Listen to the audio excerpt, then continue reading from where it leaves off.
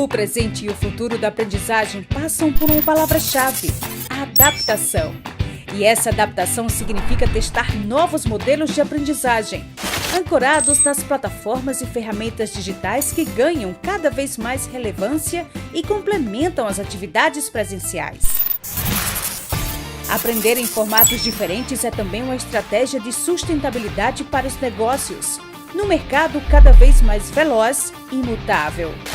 Por isso, o Sebrae Paraíba realiza eventos online, híbridos e presenciais, para grupos abertos e fechados, tanto em suas instalações físicas quanto em suas salas de aula virtuais. O Sebrae entende que cada empreendedor é um aprendiz em potencial e quer continuar colaborando com sua jornada de aprendizagem contínua, seja por meio de capacitações e consultorias próprias ou por meio de soluções de mercado testadas e aprovadas, que possam agregar valor aos pequenos negócios. O Sebrae Paraíba, em 2020, capacitou mais de 50 mil empreendedores e empresários, além de mais de 17 mil estudantes e professores de escolas e universidades, por meio de palestras, cursos, oficinas e seminários, presenciais e online. Em 2021, estamos juntos novamente, sabendo que a adaptação e a inovação são fundamentais para a educação empreendedora e empresarial. Acreditamos que o conhecimento transforma pessoas, desenvolve negócios e realiza sonhos. Sebrae, a força do empreendedor brasileiro.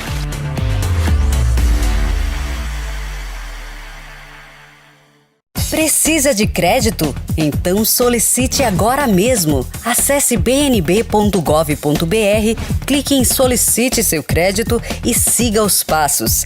Na tela de login, insira o nome de usuário ou e-mail e a senha.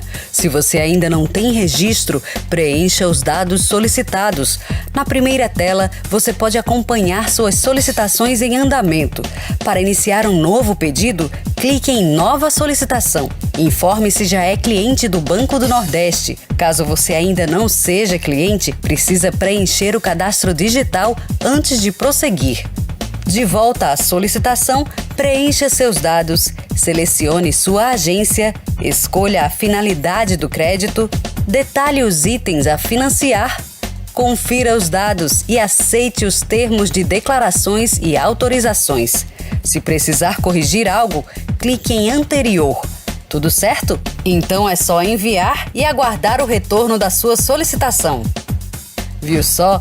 É simples. Solicite já seu crédito do Banco do Nordeste, porque aqui tem parceria.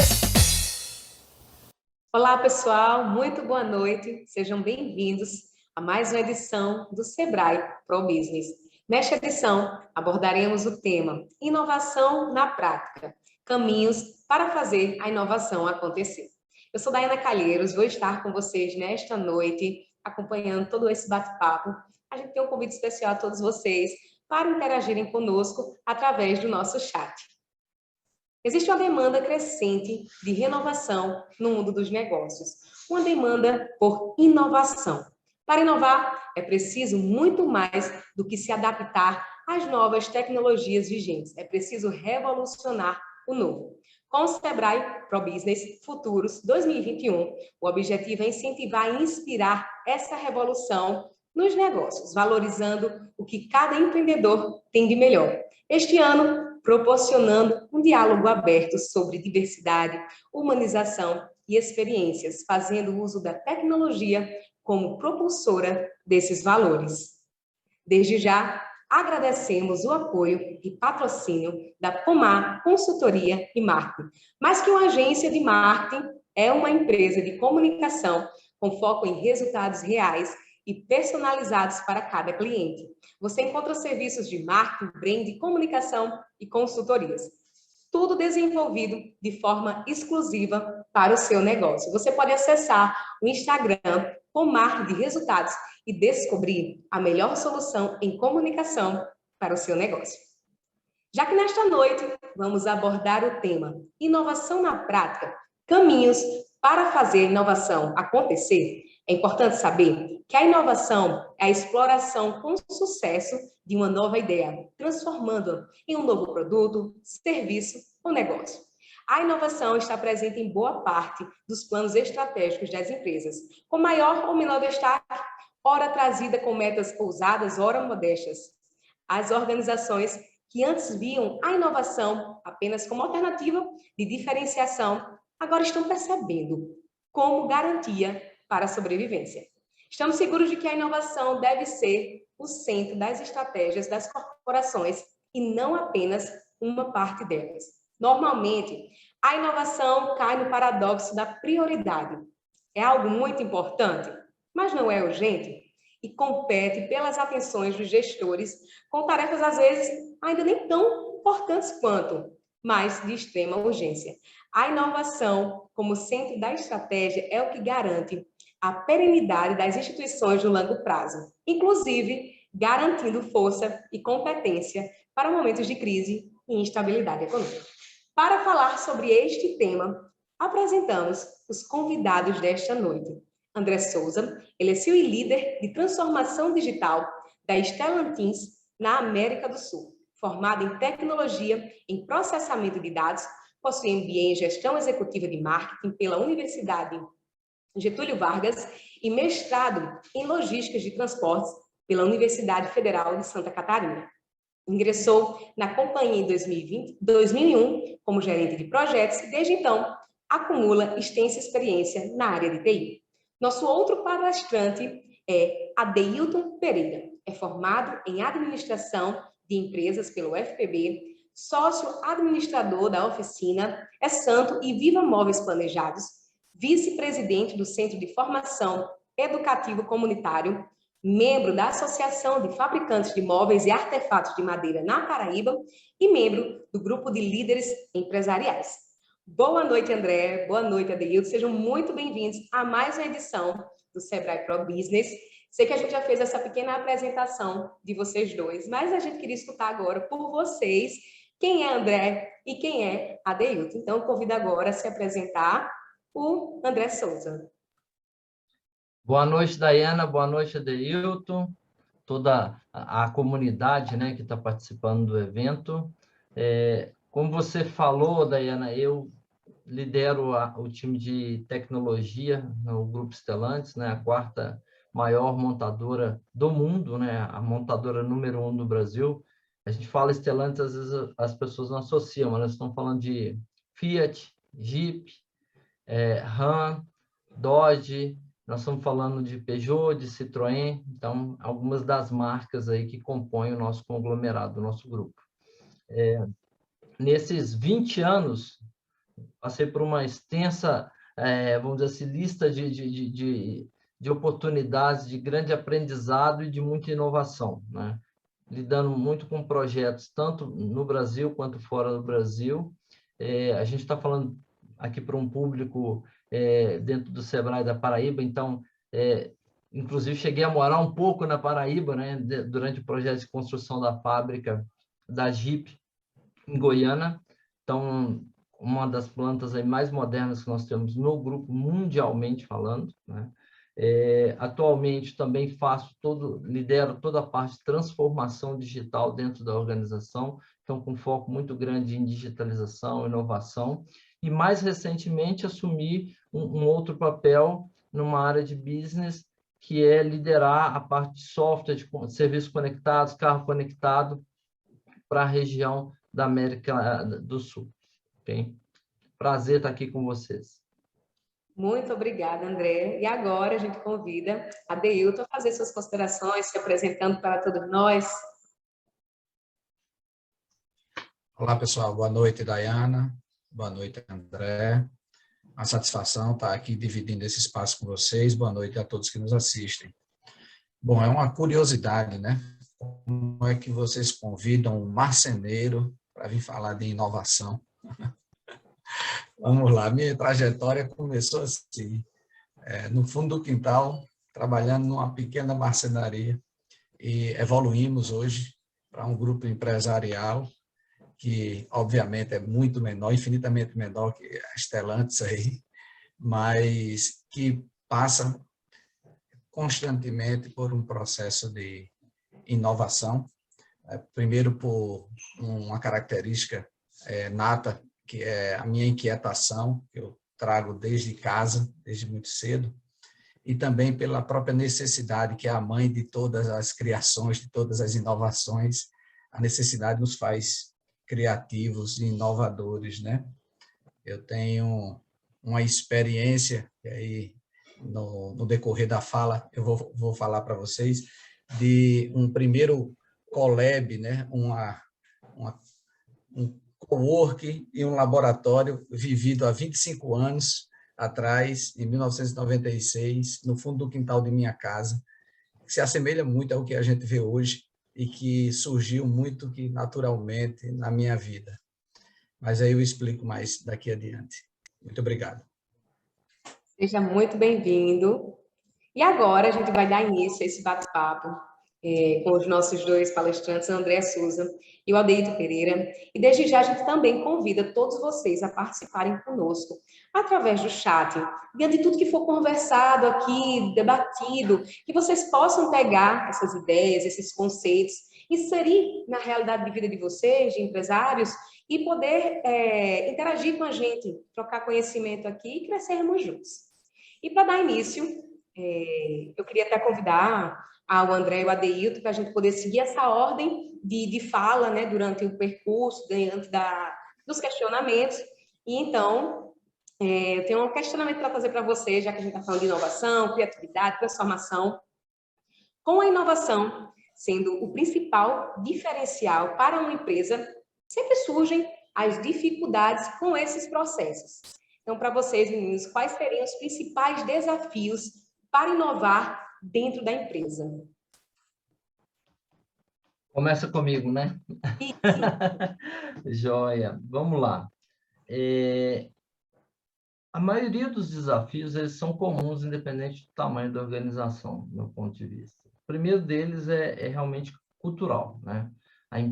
A empresa, a organização, entender que é necessário se movimentar, né?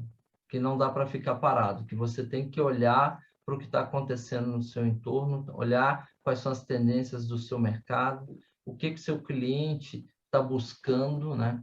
E tentar ir um pouco além, e isso te puxa, né? Para poder sair da zona de conforto.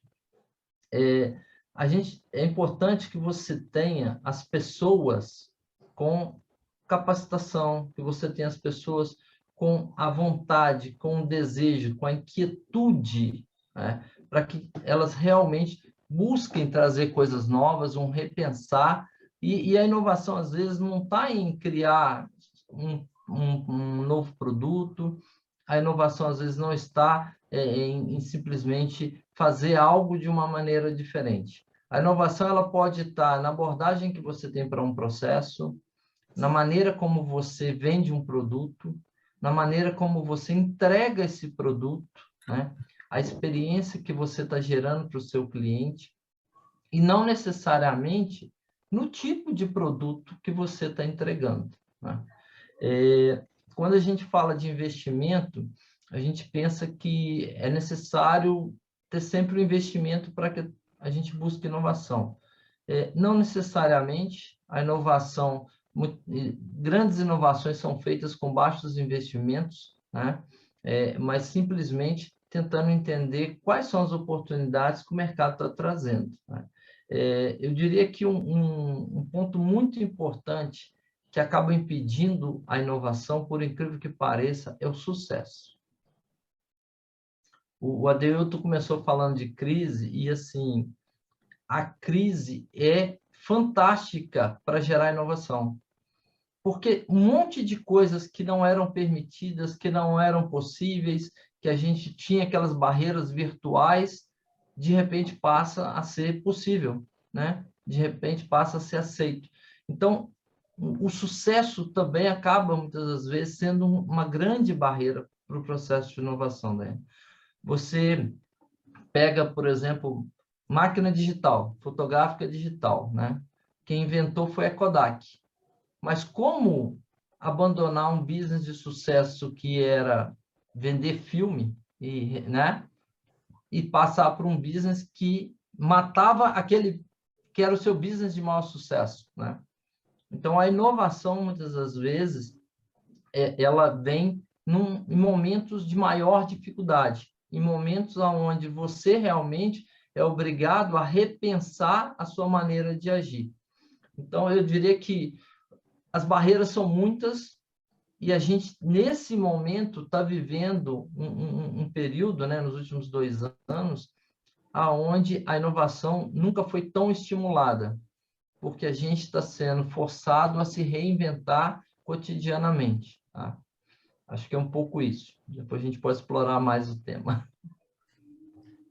Eu concordo com o André, realmente o sucesso acomoda, né? E a dificuldade nos obriga a evoluir. Também concordo quando ele fala da questão da cultura, e eu vou trazer sempre nas minhas falas a realidade de um pequeno negócio que foi crescendo, um pouco diferente da realidade que o André está inserido, que talvez até esteja mais próximo da realidade do público, talvez, não sei.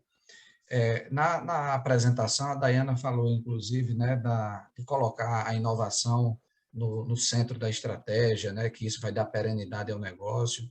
Eu gostaria apenas de fazer um link dessa fala com a fala do André, que, para mim, o centro da estratégia é o cliente, e o cliente é quem puxa a inovação, é estar atento às demandas, às dores dos clientes, e, a partir disso, você guiar as suas inovações para resolução dessas dores, né? Isso é uma bela fonte de inspiração. Agora, para criar essa cultura de inovação dentro de uma empresa, da melhoria contínua, de encorajar o erro, não tratar os erros de forma punitiva, né? Para construir isso tudo, isso parte da liderança. E nos pequenos negócios, as lideranças têm muita dificuldade de pensar o amanhã e de buscar as inovações por estarem presos à rotina, com a barriga no balcão, apagando incêndio o tempo inteiro. Então, eu acho que tudo começa, o desafio é do pequeno, investir tempo no amanhã. Aquela história lá do livro Gestão do Amanhã, lá do Magaldi, e do Salib, né? Você tem o motor 1 e o motor 2, e muitas vezes você mesmo, empresário pequeno, vai conduzir os dois motores.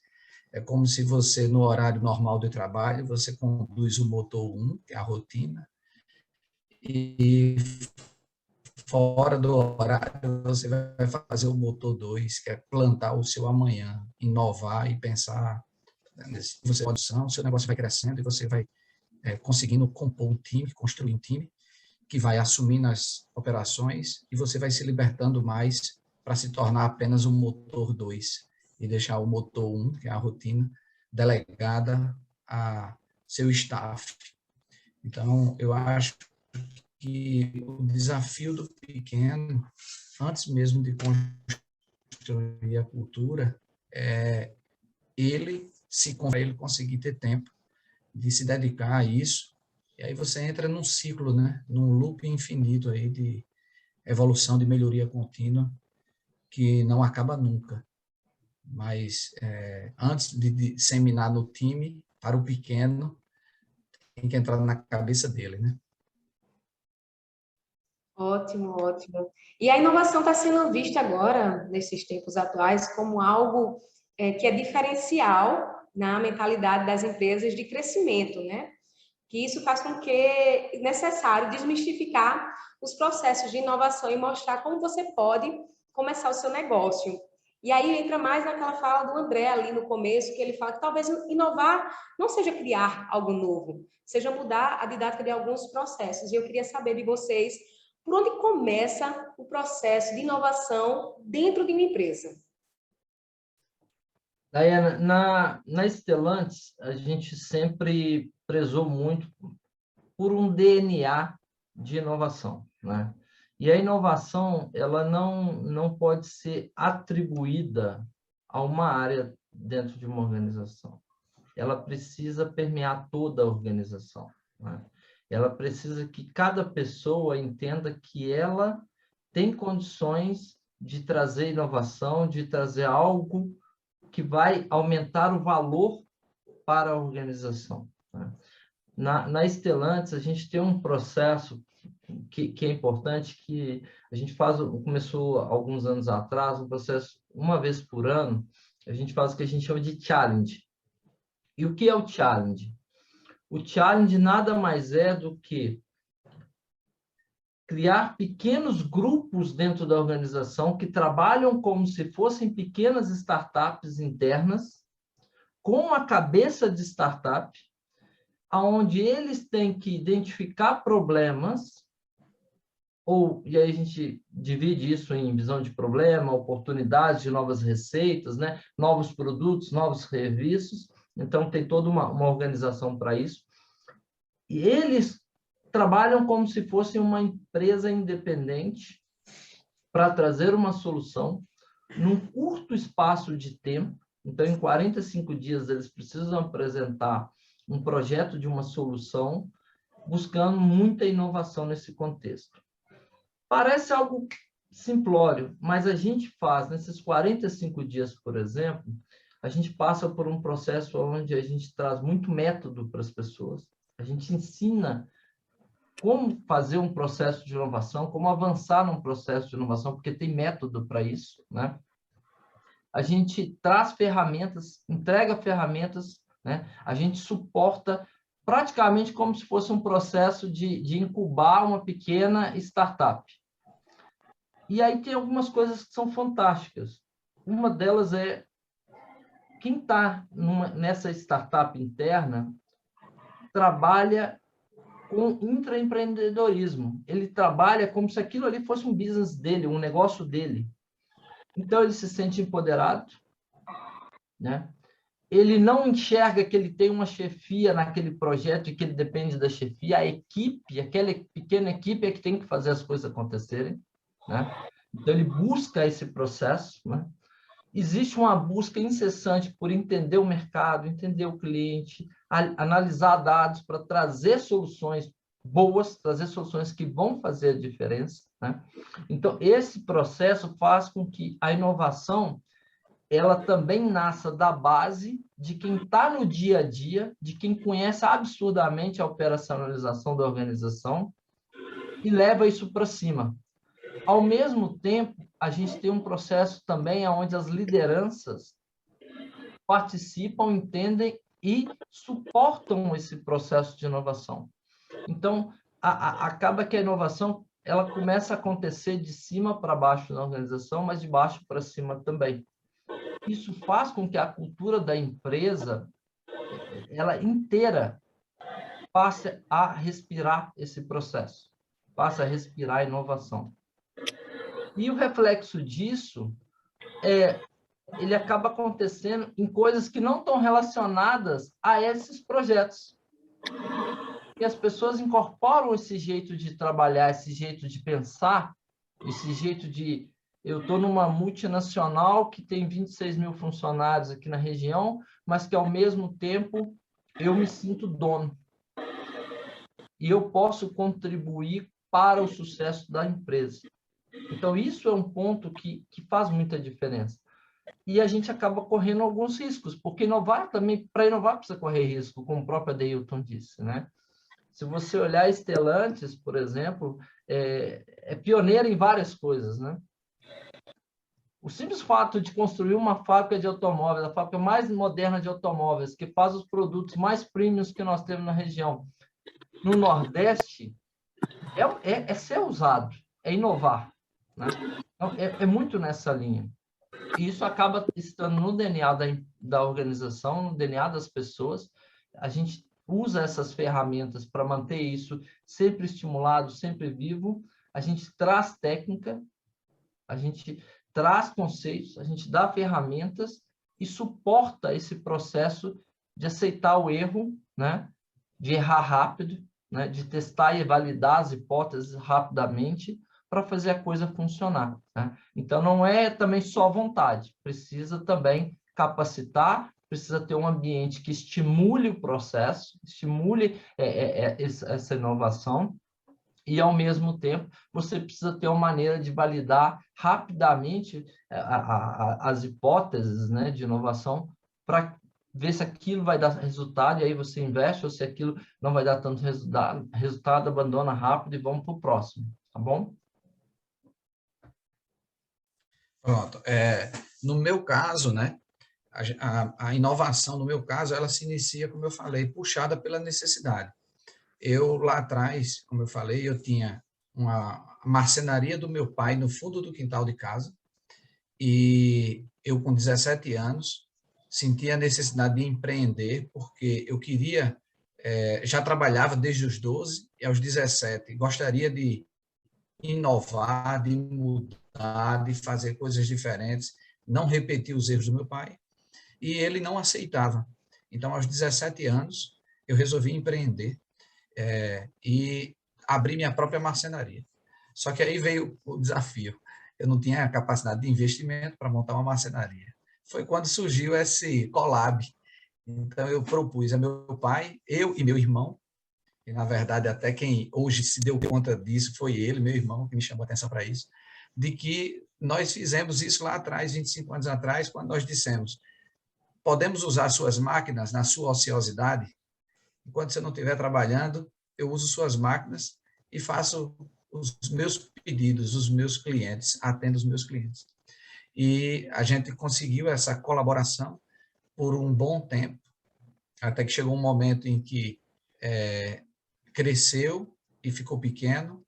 Eu tive condições também de fazer um investimento, adquirir minha independência total, e 10 anos depois ficou provado que o meu pensamento estava correto e que o pensamento do meu pai de continuar fazendo sempre da mesma coisa estava errado, porque a marcenaria dele fechou, enquanto que a minha crescia cada vez mais, e eu o empreguei em minha empresa. Ele se tornou meu funcionário quando eu tinha 27 anos e se aposentou como meu funcionário. E, como eu disse, as necessidades não param, a gente continua até hoje evoluindo muito, temos parcerias com entidades de pesquisa, o SEBRAE também nos apoia. Atualmente estamos tocando um projeto na nossa indústria, que fica em Santa Rita, na Paraíba, junto com o Polo de Inovação do Instituto Federal da Paraíba, o IFPB, com recursos do Embrapi e recursos também subsidiados até do SEBRAE. Estamos construindo um separador de peças de motos, uma versão que nem existe no Brasil ainda, algo parecido, que está sendo desenvolvido aqui na Paraíba e que poderá, inclusive, se tornar um produto comercial, né? Não apenas para atender minhas necessidades, mas para outras indústrias moveleiras que certamente sentem a mesma dor. Mais recentemente, eu estou assim, claro que tem várias inovações durante toda essa trajetória de 23 anos de empreendedorismo, mas eu estou citando aquilo que é mais marcante e também o que é mais recente. E agora, recentemente, nós decidimos constituir, ainda não está feito, mas está em construção, o imóvel, onde nós pretendemos constituir o Instituto Oficina de Inovação. O nosso objetivo é fornecer todo um espaço com toda a estrutura e criar um ecossistema de inovação sem custo financeiro nenhum para essas startups que nós queremos atrair para perto de nós. E a contrapartida deles é criarem projetos para nossas empresas. Nosso grupo tem 3 empresas, nós temos 3 projetos sociais que apoiamos. Então, as startups serão selecionadas a partir de concursos, de disputas, para conquistar o seu espaço. Eles vão concorrer a essa vaga apresentando projetos de inovação, seja para a nossa loja, para o nosso braço de varejo, seja para a nossa indústria, ou seja para os nossos projetos sociais. Esperamos agora em janeiro já estar com isso em funcionamento, porque a inovação aberta também é uma forma muito atual e muito efetiva de se evoluir. O André trouxe o case deles aí de inovação interna, e é muito saudável, é muito interessante, tá? De parabéns. Por outro lado, também eu assim, me atualizo muito, assisto muita palestra, enfim. Tive um encontro com a Accenture, que é uma empresa, uma consultoria que também trabalha muito esse tema, e eu vi lá do CEO, o Leonardo Framil, algo interessante, porque ele estava fazendo uma apresentação sobre transformação digital para empresas tradicionais como a minha. E ele dizia assim, sabe quando uma empresa tradicional de médio ou grande porte vai ser uma startup? Nunca. Por quê? Porque ela tem o que perder. O grande trunfo da startup é poder assumir risco, porque ela tem pouco o que perder. Porque aquela história, o pequeno, tudo que ele mais quer é ser grande, né? Já o grande, tudo que ele mais quer é ter a agilidade do pequeno, né? Ele quer ser o pequeno, né? Em certa medida. Então, é um desafio, mas eu acho que iniciativas como essa que o André apresentou são um bom meio termo para você conseguir ter agilidade, evoluir, como ele disse, testar rápido. Eu até acredito que a inovação disruptiva que tanto se fala, ela é, na verdade, uma inovação incremental acelerada. Eu acho que é testando, melhora, testa, melhora, e aí acaba sendo disruptiva lá na frente. Então, eu acho que eles estão no caminho certo. Nós, como ainda somos mais pequenos, somos menores, podemos ousar um pouco mais. Entendi. Mas agora, na prática, diante dos desafios de uma empresa para inovar, elas passam por vários desafios. Então, a gente quer saber agora quais caminhos são mais fáceis para trazer essa inovação na prática para dentro da empresa. Caminho mais fácil é através das pessoas, né? Mas o que a gente tem visto muito é nós. Primeiro, igual eu falei, já existe uma cultura de buscar inovação, de gerar essa inovação dentro da empresa e você dar esse repertório para que as pessoas saibam como fazê-lo, né? Qual é o caminho, ter a liberdade, sentir que tem autonomia para fazer.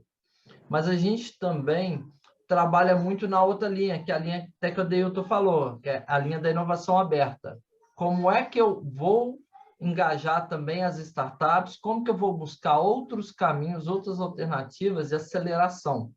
Por quê? Porque mesmo a gente sendo uma empresa gigante, tem muita coisa que a gente não tem condições de fazer ou que a gente não está enxergando pelas... como que eu diria? A miopia, ela acaba existindo em alguns pontos, né? E aí você olhar para o mercado, você entender no ecossistema de startups o que está acontecendo, quem pode contribuir, né? Isso é fundamental. Então, a gente também tem um processo de integração muito forte com startups. Ano passado, por exemplo, a gente fez da mesma forma que nós temos o challenge interno, né? Nós elegemos alguns temas e, para alguns temas específicos, a gente fez o challenge externo. E aí, com alguns centros de ecossistemas, e esses centros engajando as startups, onde a gente faz todo o processo aí de avaliação e acaba definindo algumas startups para fazer provas de conceito e, eventualmente, piloto, para a gente estar explorando. Então, isso já faz parte do nosso contexto, né? Além disso, o que a gente tem visto também é você tentar envolver fora do país também, por incrível que pareça. Por quê? Porque, às vezes, você pega um projeto que foi desenvolvido de alguma maneira fora do país, você olha para aquele projeto e enxerga uma outra maneira, às vezes mais simples, alguma adaptação que você pode fazer, que pode trazer uma inovação para o nosso mercado. Porque esse é outro ponto, né? Você pode ter os mesmos problemas em contextos diferentes e que, às vezes, uma solução com uma adaptação pode servir muito bem para o seu dia a dia também, para a sua organização. Então, isso tem acontecido de uma maneira também relevante, tá? Outro aspecto, e é importante a gente sempre voltar nesse ponto, a questão de capital humano, né? o capital humano, principalmente nesse momento agora, está cada vez mais escasso você encontrar. Por quê? Porque com o evento da pandemia, houve uma aceleração absurda no processo de digitalização, que, por consequência, também foca muito na inovação. Então, você encontrar as pessoas, os talentos, todo mundo saiu buscando. Pensa no momento de pandemia, onde, por exemplo, nós não tínhamos concessionários abertos e precisávamos vender veículo. A gente teve que fazer o quê? Buscar inovação para poder conseguir continuar vendendo veículos ainda com o concessionário fechado. E a gente teve situações onde concessionários abertos vendiam menos do que concessionários fechados. Porque as ferramentas, o novo contexto que foi trazido para eles de digitalização, viabilizou um processo de venda muito mais abrangente, e eles conseguiram ter êxito com isso, né? Então, a inovação, ela está muito dentro das pessoas, e é ali que a gente precisa investir, né? E o ponto fundamental é que as pessoas precisam se sentir empoderadas e precisam entender que falhar faz parte do processo e é necessário ter agilidade no processo de inovação. É isso mesmo, eu assino embaixo o que o André falou. Tem essas bases que a gente sempre fala, né, de admitir a diversidade, promover a diversidade, né, seja de classe social, de etária, seja lá qual for a diversidade de gênero, para trazer pontos de vista diferentes e irrigar o teu negócio com outras visões. Isso é importante. Um outro ponto importante que eu vejo é você não fugir dos problemas, ao contrário, você abraçar os problemas. Todo problema é uma oportunidade. Todo problema que se resolve é uma oportunidade. Eu até pego aqui uma fala do André lá no início, quando ele falava dessa questão do impossível, né? Tem uma frase do Walt Disney que eu gosto muito, que ele dizia assim, que eu gosto do impossível, que lá a concorrência é menor, né? Então, é você mirar lá, né? E você vê, ele falou aí a questão da pandemia, né? Quem imaginou se produzir tantas vacinas em um ano, né? Em tão pouco tempo, tantos laboratórios terem desenvolvido vacina, parecia algo impossível. Então, eu acredito muito nisso, de que a dor nos move, talvez até mais que o amor, ela vai promovendo essa inquietação em nós, e aí tem gente que ainda se acomoda com ela, mas eu acho que ela é um belo combustível para a gente ir buscar. E aí eu acho que é como ele falou, né? Tá aberto, tá com a cabeça aberta, porque no fundo a solução está nas pessoas, né? Tanto a solução como os problemas também, né? Então, se tiverem abertos a isso, a melhoria contínua, né? A gente viver um eterno ciclo PDCA, né? Você vai melhorando aos pouquinhos, e aí você vai longe. Acho que na prática do pequeno é isso, né? E aí, essas técnicas todas que o André trouxe, né? Eu falei da inovação aberta, ele falou dessas competições internas, que ele também agora explicou que também faz externamente. Tem muitas ferramentas hoje que auxiliam nisso tudo. Então, eu acho que hoje a gente tem um ambiente muito favorável, embora tenha o desafio realmente de encontrar as pessoas certas, mas tudo passa por elas, né? Entendi. E em relação ao capital humano, que tantos vocês falam aí que pessoas são soluções e problemas das situações, como vocês estimulam o capital humano da empresa de vocês a aumentar o repertório delas, para elas criarem processos de inovação dentro da empresa de vocês? Um exemplo foi esse que eu falei do que a gente chama de challenge, mas existem outros. Por exemplo, a gente tem processos periódicos de estar trazendo pessoas para poder, que são, às vezes, por exemplo, pessoas que são grandes inovadores, grandes pensadores, visionários, né? Para estar falando para um público nosso. Então, a gente tem um evento mensal onde a gente fala um pouco, traz esse contexto de inovação, traz esse contexto de transformação para poder estar trazendo cases, né? Trazendo realmente casos de sucesso para compartilhar, né? Isso é um ponto importante, porque isso gera um estímulo, né? E inspirar é fundamental, né? Inspirar é fundamental. Porque você vê, olha, poxa, mas como que o cara fez aquilo e teve um sucesso, né? E, por outro lado, a indústria automotiva, ela está vivendo um processo de revolução, uma transformação. E ela é obrigada também a buscar essa evolução. Então, pensa comigo. Carro. Vou falar só de carro. Carro, nesse momento, a gente fala que carro é elétrico, que o carro é autônomo, que o carro é conectado. Só o carro. Estou falando só do produto carro, né? E carro que voa, né? Olhando esses 3 aspectos, olha quanta oportunidade e quanta inovação vai ser gerada pelo simples fato de você entender que essas 3 tecnologias passam a estar incorporadas no seu produto. Aí você avança ainda no setor automotivo. Você fala, olha, o modelo de negócio está mudando. Por quê? Porque não basta eu vender um carro para o concessionário e vender para um cliente. O cliente agora quer pagar por uso. Ele quer compartilhar o carro. Ele quer comprar pela internet. Ele quer ter a possibilidade de receber o carro em casa. E aí nós estamos falando de modelos de negócio que estão sendo criados. Então, por exemplo, a gente lançou ano passado a Flua.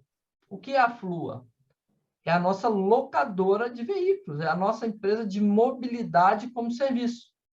Então, a montadora sai do contexto de só fazer carro e começa a entregar o carro como serviço.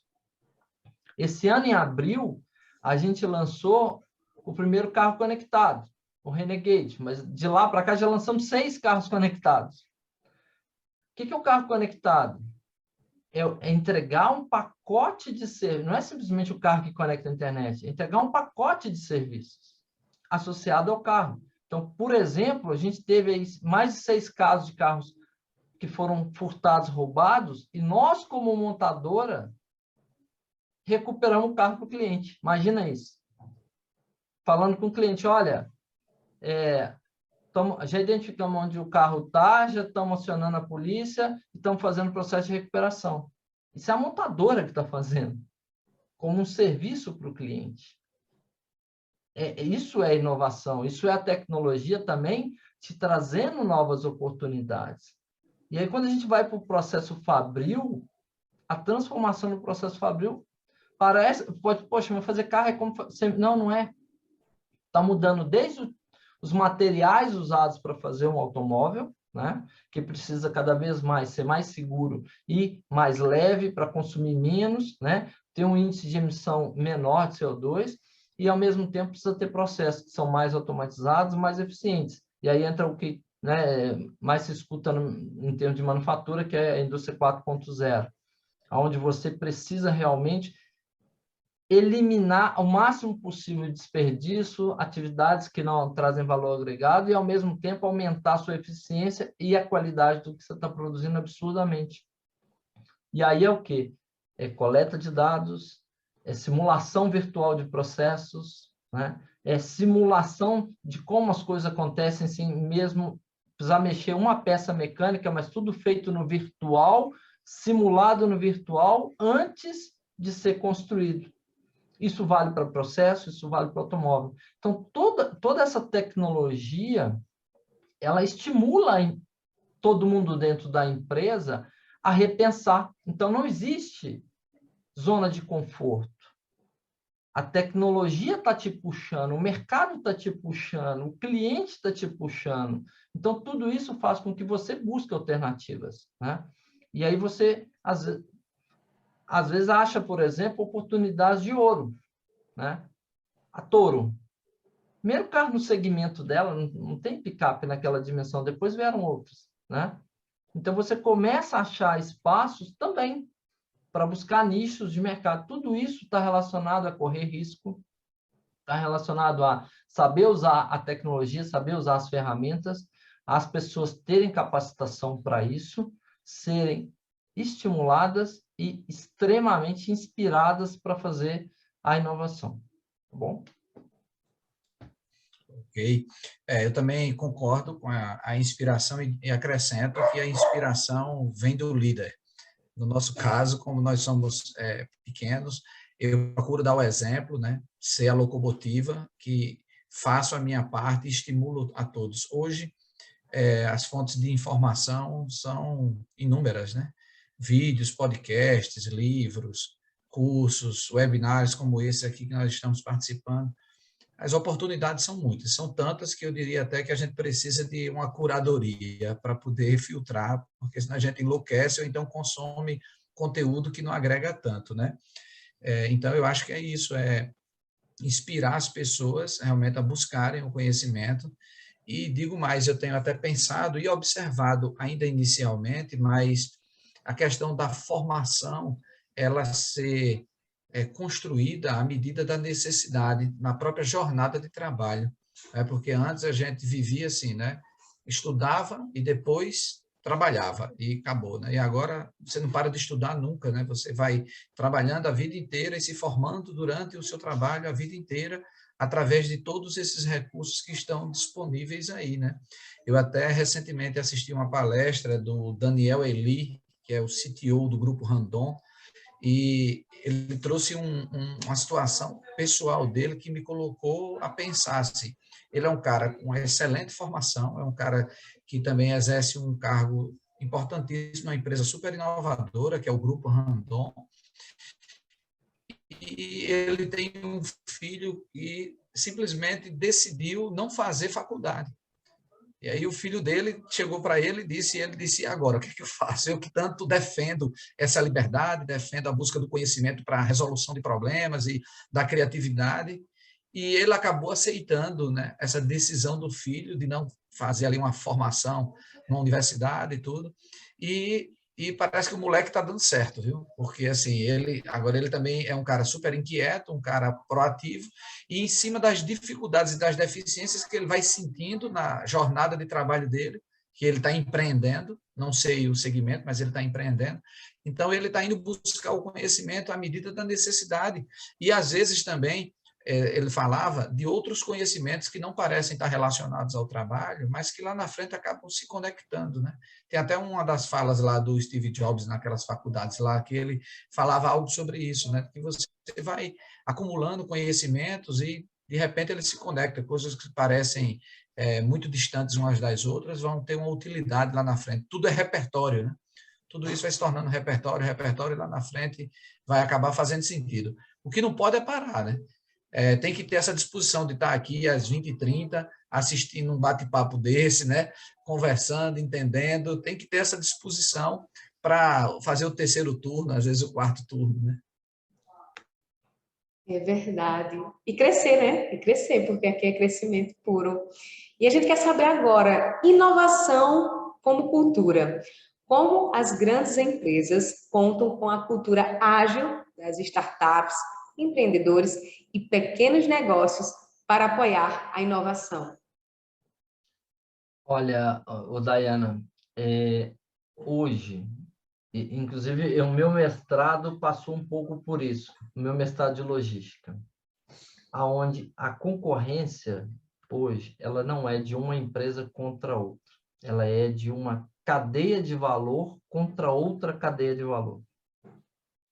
Eu imagino que a Deilton, na oficina dele, na macenaria dele, não faça só, ele não depende, depende só dele, né? Ele depende de um fornecedor, ele depende de um transportador, de um arquiteto, né? E a indústria automotiva não é diferente, né? A indústria automotiva depende, por exemplo, de uma cadeia muito forte de sistemistas, que depende de um second tier, né, como a gente chama, de subfornecedores e assim por diante. E, mais recente, o que a gente está vendo nesse caminho onde eu estava te falando da gente começar a não mais ser só uma montadora, e recentemente o nosso CEO mundial falou, olha, nós caminhamos e queremos ser uma tech company, né? Nesse contexto, onde a gente enxerga ser um prestador também de serviço, fornecer serviço, trazer o produto de uma maneira diferente, isso só é possível com um ecossistema. Então, você estende a ideia de cadeia de valor do setor automotivo com seus fornecedores para um ecossistema de mobilidade e de valor, que vai trazer experiência, né? A gente lançou essa semana o Pulse, né? O SUV, primeiro SUV da Fiat aqui no Brasil. E, junto com o lançamento, a gente lançou um produto que chama Kart, que é um produto de pagamento no carro, né? É celular, mas também no carro e tal. Esse produto só vai ter êxito conectando pequenos parceiros, conectando soluções que vão vir de startups, que vão vir de nativos digitais, né? Que vão ajudar a agregar novos serviços, vão ajudar a agregar mais valor. Esse é só um exemplo, né? Mas, com certeza, a agilidade das startups, a visão que elas têm de simplificar, às vezes, e focar muito num determinado problema e conseguir resolver de uma maneira muito rápida, né? É fundamental para a gente. E nessa construção desse ecossistema é que a gente vai sair de ser uma montadora para ser uma tech company, né? A gente, inclusive, já comprou algumas startups, né? Não só no Brasil, mas também fora do Brasil. Isso faz parte do nosso processo, tá? Hoje mesmo de manhã eu tive uma reunião onde uma reunião com o pessoal mundial nosso em cima de uma lógica de um lab de aceleração para que a gente acelere alguns projetos que nós elencamos de inovação, mas acelerar no sentido de ser uma startup, mesmo, efetivamente uma startup, que vai vender um produto, que vai vender um serviço.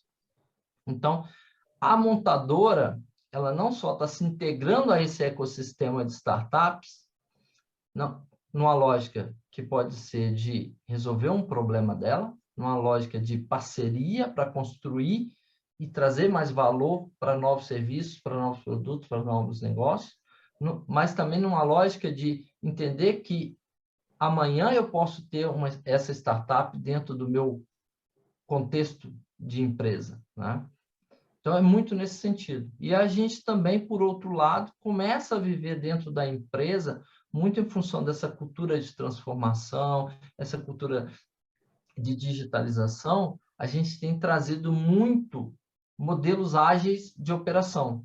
Então, por exemplo, a área que eu lidero de TI, ela é uma área que já trabalha numa lógica ágil, numa lógica com... A gente tem um certo número de squads, né, como se chama, né, para poder desenvolver no modelo mais ágil, entregar coisas de uma maneira mais rápida. A gente tem áreas dentro da empresa que a área já tem a aplicação de modelo ágil também nos seus processos, na maneira de atuar. Então, isso tudo está transformando. A montadora está atenta ao mercado e, ao mesmo tempo, vendo quais são as práticas e processos que também a gente pode trazer e usar dentro de casa. Tá bom? Só uma coisa, Deus falou um detalhe que eu ia comentar. Eu escutei de um líder, um antigo líder meu, Deus, que ele falava assim, olha, de 8 às 18, você faz o que todo mundo faz.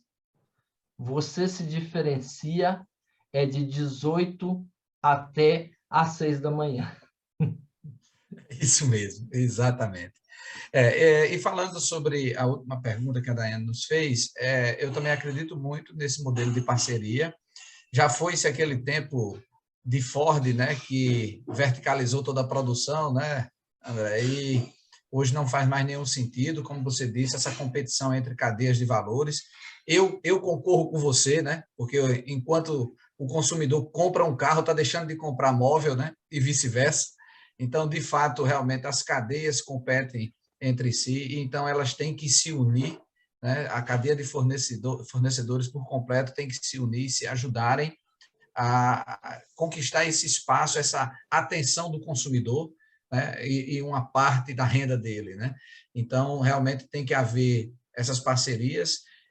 Quando se fala de inovação, pensa muito realmente em startups, eu, inclusive, também penso muito nisso, como acabei de citar o nosso exemplo, de aproximação com esse tipo de empresa, mas não só isso, pequenas e médias empresas, no nosso caso, nós somos médios ainda, mas temos parcerias com empresas menores e com empresas maiores que nós, então, realmente, isso faz muito sentido. Eu acho que está aberto a essas possibilidades e, por incrível que pareça, até mesmo com aquelas empresas que parecem serem seus concorrentes, né?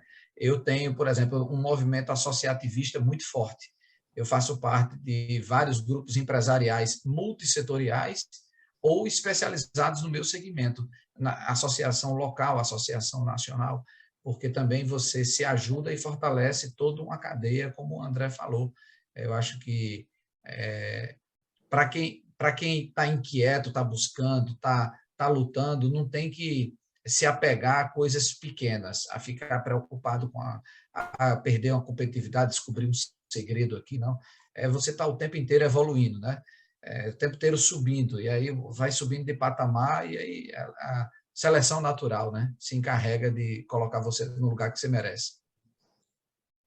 E a gente já está chegando nos nossos momentos finais, mas mais uma vez falando de capital humano, com essa nossa última pergunta, a gente quer saber qual é o profissional com formação adequada para as transformações tecnológicas e com olhar para a inovação? Olha, eu poderia puxar a sardinha um pouco para o que eu estou vivendo no dia a dia, né? Mas, sinceramente, isso é igual quando, trabalhando em uma multinacional, por exemplo, para a gente é muito importante o inglês, né? Principalmente no meu time, nos times que eu lidero, o inglês é importante porque a gente tem muita interação com os times fora do Brasil. E é importante ter um conhecimento técnico. E aí, a conclusão foi: é mais difícil você achar uma pessoa com bom inglês do que com a questão técnica. A questão técnica, você consegue on the job, treina, capacita, rapidamente se busca. A língua requer muito mais tempo. Então, em alguns momentos, a gente opta por abrir mão de alguns skills, né, de algum conhecimento técnico, para focar, por exemplo, em um skill que a gente acha que é mais complicado. Mas isso é para dizer, essa ladainha minha foi para chegar num ponto. Na verdade, o que a gente precisa buscar são pessoas inquietas, pessoas curiosas. A formação, eu vou te falar que eu tenho pessoas de várias formações na minha equipe, não só pessoas com formação técnica.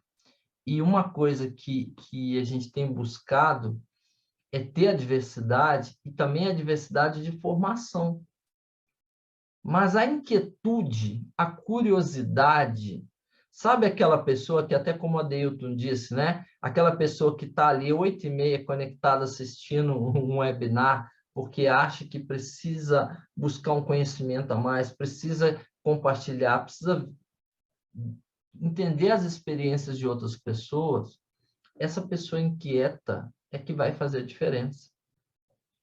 Essa pessoa que não se acomoda, a pessoa que escuta o não, mas tenta entender o porquê do não e se existem outros caminhos, né? Aquela pessoa que não, então fechou a porta, acabou. Não é essa pessoa que a gente está buscando, né? Acho que o mais importante é buscar essas pessoas que são inquietas, que têm um desejo, uma vontade de crescer, de fazer as coisas, de buscar, né? Então, esse tipo de pessoa vai ter a capacitação. Se não tiver, vai correr atrás e vai buscar e vai passar a ter a capacitação, né? Por quê?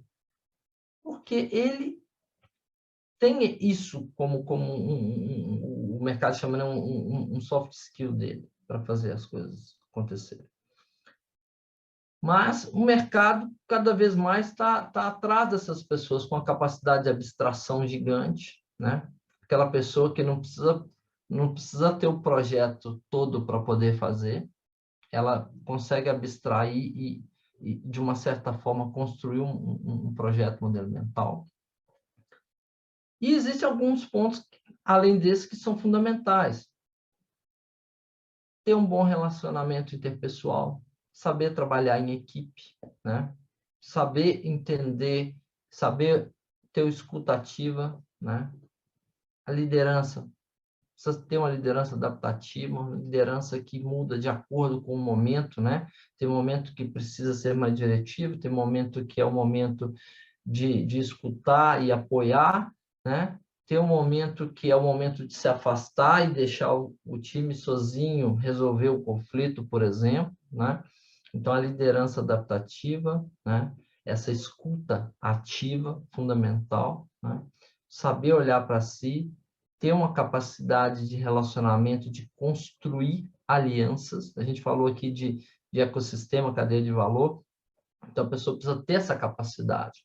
Então, eu diria que os skills técnicos, eles são importantíssimos, mas a diferenciação vai vir nesses outros. Entendeu? No final das contas, você formou em Direito, todo mundo formou em Direito, os que tiverem esses skills provavelmente são aqueles que vão sobressair em relação aos demais, né? Você formou em Engenharia, a mesma coisa, tá? Então, a questão do ir além, ela está muito depois da questão técnica. Pelo menos é isso, na minha experiência profissional ao longo dos anos, é o que eu tenho percebido. Sem dúvida, as soft skills hoje são muito mais valorizadas, né? Hoje até se diz que se admite por currículo e se demite por comportamento, né? Porque, de fato, a formação técnica, ela é construída e se você tem essa característica adaptativa que o André falou, você vai construindo realmente a sua jornada. Então, eu poderia citar aqui como formação tecnologia da informação, ciência de dados, alguma coisa, mas se eu tivesse que escolher uma, eu diria empreendedorismo, porque eu entendo o empreendedorismo como essa inquietação. O empreendedorismo não é só aquela pessoa que monta o negócio, né? Tem o intraempreendedor, tem o empreendedor social, tem tantas outras versões de empreendedorismo que, inclusive, a melhor definição de empreendedorismo que eu já li, eu vi no livro do meu filho, que estuda na escola marista, quando ele tinha 8 anos de idade, que eles começaram a implementar essa disciplina, e eu achei bem interessante que ele dizia assim, empreender é entregar o seu melhor para o universo. Então, eu acho que é isso a definição. Eu acho que é você fazer sempre melhor, você sempre buscar mais, você nunca se contentar, você está sempre com essa inquietação. Então, para mim, empreender é isso, é entregar sempre o seu melhor para o universo, e não apenas no trabalho, na vida como um todo.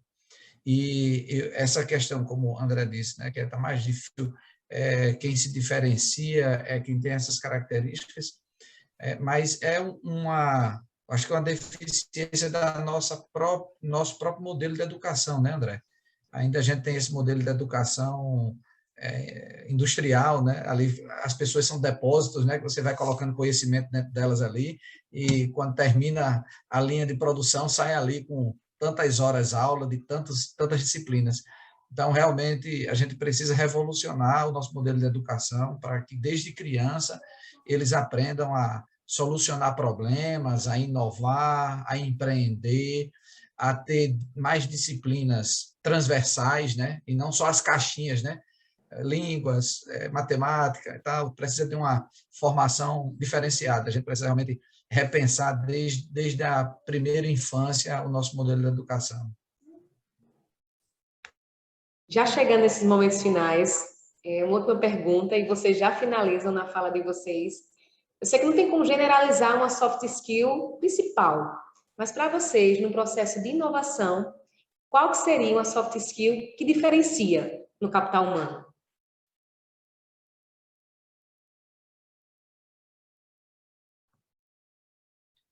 Essa é uma boa pergunta. É difícil dizer uma, né? Difícil dizer um. Mas se você olhar, o que tem um empreendedor, né? Conectando aí com o que o Adeuto falou, né? Eu acho que é a pessoa que sabe construir pontes, entendeu? Que olha para frente, tem que ter persistência, né?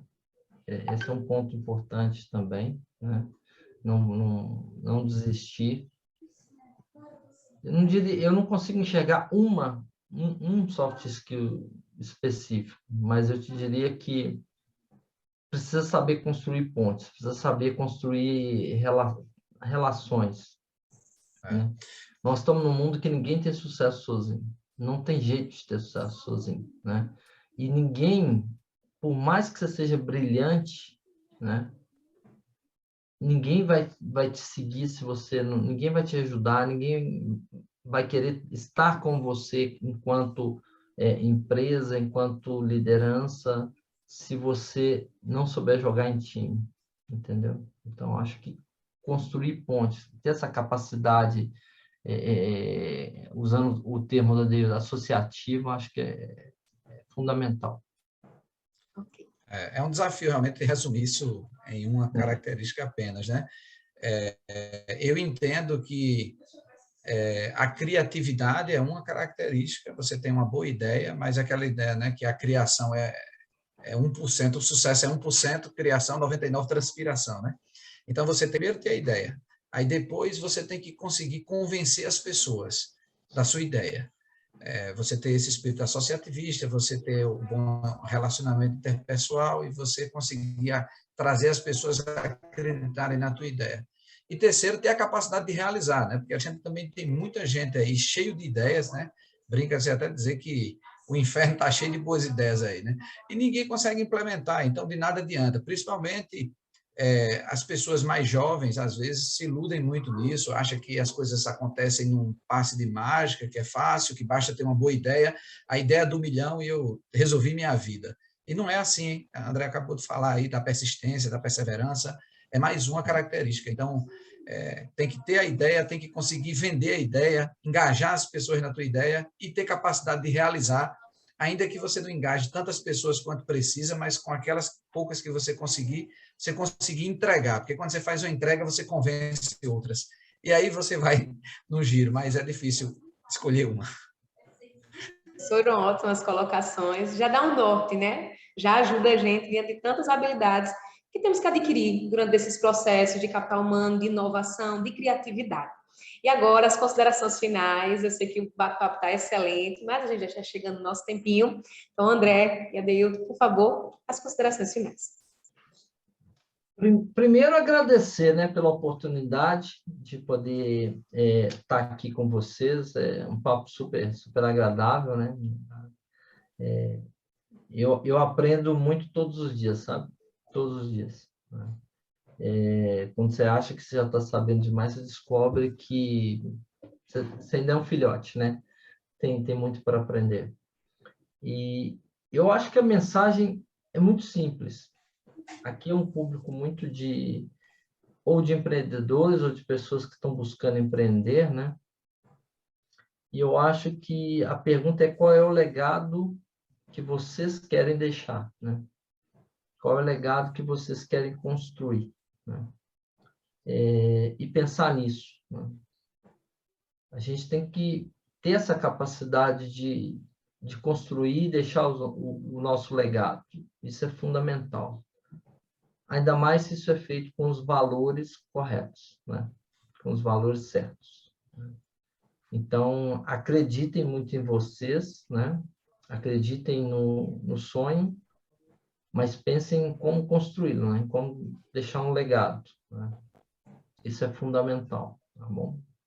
E muito obrigado, um abraço, prazer imenso, Adeildo, por te conhecer, Dayana, tá? É isso aí. Eu quero agradecer realmente essa oportunidade. Eu não vim aqui para ensinar, vim mais para aprender. Aprendi muito com o André, com as provocações da Dayana. É muito legal, vim compartilhar um pouco da minha ideia. Espero ter somado, acrescentado algo aí à nossa audiência. realmente um papo muito descontraído. Parabéns, André, pela tua jornada aí, pela tua trajetória. Parabéns, Dayana, aí, pela sua condução. Foi excelente estar aqui com vocês e desejo sucesso a todos que estiveram conosco até agora. Obrigada, André. Obrigada, Adeilton, por essa noite, por essas trocas significativas. A gente chega no final de mais um evento, mais uma realização do Sebrae Paraíba e Luz Criações, que contou com a parceria da Pomar Consultoria e Marketing. A gente lembra que essa conversa, esse bate-papo, vai estar disponível no YouTube da Luz Criações. Então, você pode depois conferir, compartilhar, para que esse conteúdo chegue a outras pessoas também. Meu nome é Dayana Calheiros, foi um prazer enorme estar com todos vocês nesta noite. Muito obrigada e tenham todos uma excelente noite. Boa noite, gente.